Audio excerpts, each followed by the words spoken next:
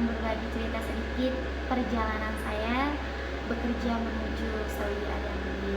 Ya, ini sih menjawab pertanyaan-pertanyaan dari teman-teman. Mungkin bisa membantu. Mudah-mudahan teman-teman yang niat emang mau kerja ke luar negeri, insya Allah bisa. Asal kalian niat dan berkas lengkap, izin orang tua dan izin Allah Subhanahu Wa Taala. Amin ya rabbal alamin. Ada yang bilang bahwasanya ijazah kita tidak bisa kerja di luar negeri karena ijazah kita itu beda. Bidan sudah bisa kerja di luar negeri dan bisa di Jepang, di Belanda, di Jerman, di Arab Saudi. Itu kita udah bisa kayak gitu. Asal memang kita memenuhi persyaratan, dokumen kita lengkap. Nah, nanti bakal diproses.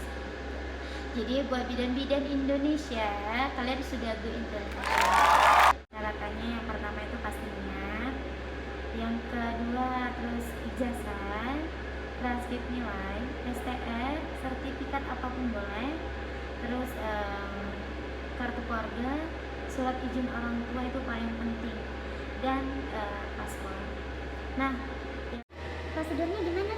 Prosedurnya yang pertama, kita itu seleksi berkas. Setelah kita dinyatakan seleksi berkas, nanti kita lanjut ke tahap interview. Yang dimana interview, kalau saya kemarin sih langsung manajer dari perusahaan di Arab Saudinya interview kitanya gitu. Nah, jadi dari 50 orang itu hanya 18 yang pergi gitu.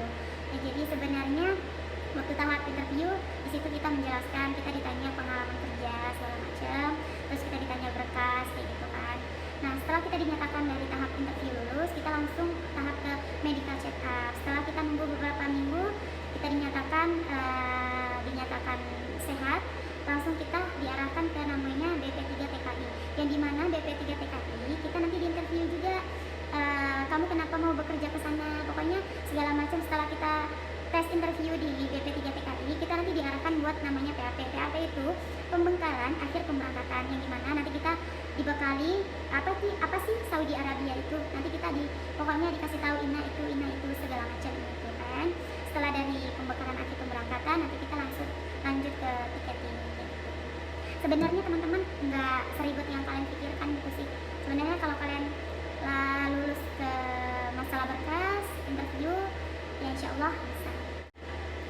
Oke, kita lanjut. Ada juga yang bertanya, Kak, kehidupan di sana itu gimana sih? Kalau untuk tempat tinggalnya, kalau untuk makannya, untuk gajinya. Oke, di sini aku mau cerita sedikit. Kalau untuk makan, itu kita dikasih uang makan. Karena kan kita di sini beda negara gitu kan. Ada India, ada Nigeria, ada Filipina. Jadi itu rasa buat makan itu nggak sama kayak gitu. Jadi kita dikasih uang untuk beli bahan sendiri dan kita masak sendiri. Gitu. Nah, kalau untuk tempat tinggal sih sebenarnya yang memang di sini semuanya difasilitasin kayak gitu. Nah, kadang ada ya perusahaan lain yang tidak yang harus bayar listrik, harus bayar air, tapi kita enggak gitu. Emang udah komplit, emang udah gratisnya dari sananya gitu. Nah, kalau untuk masalah gaji ya alhamdulillah di sini lumayan besar. Insya Allah kita bisa bantu keluarga yang di Indonesia gitu. Tapi kalau untuk masalah tempat tinggal kalian jangan diragukan. Di sini tuh kalau dari perusahaan aku ya itu terbaik sih gitu. Kalian emang niat kerja, yang intinya ini menurut aku sih bahasa. Kalian tuh harus bisa menguasai bahasa. Sebelum pergi ke sini, kalian tuh alhamdulillah lebih baiknya kalian itu ikut les bahasa gitu. Nah, kalau di sini kan bahasa Arab, nanti insya Allah kita bisa di sini, tapi utamakan bahasa Inggris karena kita kan endorsan sama dokternya itu kita dalam bahasa Inggris sehari-harinya. Kita itu berbahasa sama rekan kerja, sama dokter itu dalam bahasa Inggris. Jadi ya memang harus menguasai bahasa gitu. Awalnya juga aku sebelum pergi ke sini aku juga nggak terlalu bisa, tapi insya Allah terus belajar bisa. Oke teman-teman, kalau ada yang mau ditanya lagi kalian bisa DM aku atau kalian bisa chat aku langsung.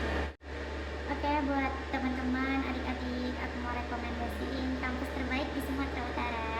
Itu tempat kampus aku dulu sih, kuliah tahun 2012 sampai tahun 2015. Medistra Lumpuh Akam itu terbaik menurut aku karena akreditasi A. Kampusnya seperti hotel, seperti apart, pokoknya mewah banget kampusnya. Terus keunggulannya fasilitas yang lengkap, tempat belajar yang nyaman, tempat prakteknya nyaman, pokoknya segala macam nyaman. Dan kita diajarkan untuk hidup yang lebih baik dari sikap menghargai sesama. Jadi kita tuh tidak ada udah muslim aja, nggak ada seperti itu. Jadi semua jadi satu gitu. Nah,